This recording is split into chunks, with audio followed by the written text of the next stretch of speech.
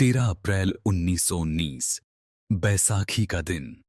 अमृतसर का जलियांवाला बाग, जहां चारों तरफ ऊंची दीवारें थीं और बाहर निकलने के रास्ते बेहद संकरे, उस दिन लोगों से भरा हुआ था। बच्चे खेल रहे थे, महिलाएं बातें कर रही थीं, कुछ लोग रॉलेट एक्ट के खिलाफ इकट्ठा हुए थे और ज्यादातर लोगों को इस बात का जरा सा भी अंदाजा नहीं था कि कुछ ही पलों में यह जगह इतिहास का सबसे खौफनाक कत्लगाह बनने वाली है। तभी अचानक माहौल बदलता है। लोग डर के साथ पीछे मुड़कर देखते हैं, क्योंकि उसी संकरे रास्ते से ब्रिगेडियर जनरल डायर अपने सशस्त्र सैनिकों के साथ अंदर दाखिल होता है। बिना किसी चेतावनी के, बिना किसी घोषणा के, इंसानियत को पूरी तरह कुचलते हुए वह बस एक आदेश देता है, फायर। और फिर गोलियों की आवाज पूरे बाग में गूंज उठती है। लोग जान बचाने के लिए इधर उधर भागते हैं, लेकिन ऊंची दीवारें और बंद रास्ते उन्हें कैद कर लेते हैं। महिलाएं अपने बच्चों को सीने से लगाकर गिर पड़ती हैं। कई लोग गोलियों से बचने के लिए कुएं में कूद जाते हैं। 10 मिनट तक लगातार गोलियां चलती रहती हैं, और जब गोलियां खत्म होती हैं तो जलियांवाला बाग में सिर्फ लाशें, खून से सनी जमीन और सन्नाटा बचता है।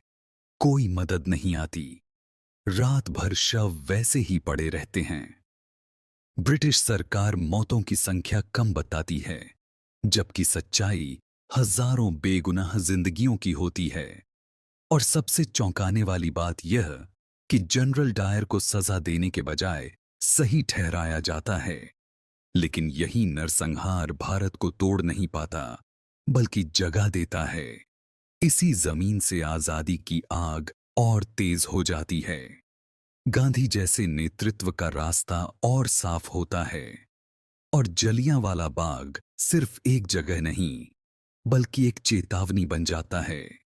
और आज भी जलियांवाला बाग की दीवारों पर गोलियों के निशान साफ नजर आते हैं, मानो वो दीवारें आज भी रो रही हों। हर निशान एक शहीद की कहानी कहता है। हर दाग एक मां की चीख, एक बच्चे की आखिरी सांस, और एक आजादी के सपने की कीमत है।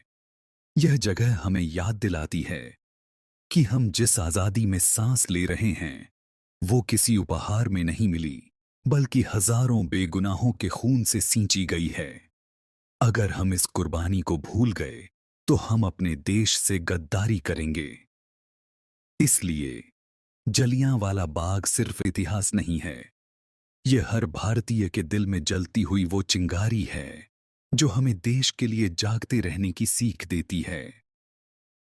अगर आपको ऐसी ही सच्ची, भावुक और देशभक्ति से जुड़ी कहानियां पसंद आती हैं, तो वीडियो को लाइक करें, चैनल को सब्सक्राइब करें और कमेंट में जय हिंद जरूर लिखें, ताकि शहीदों की याद और उनका बलिदान कभी भुलाया न जाए। जय हिंद।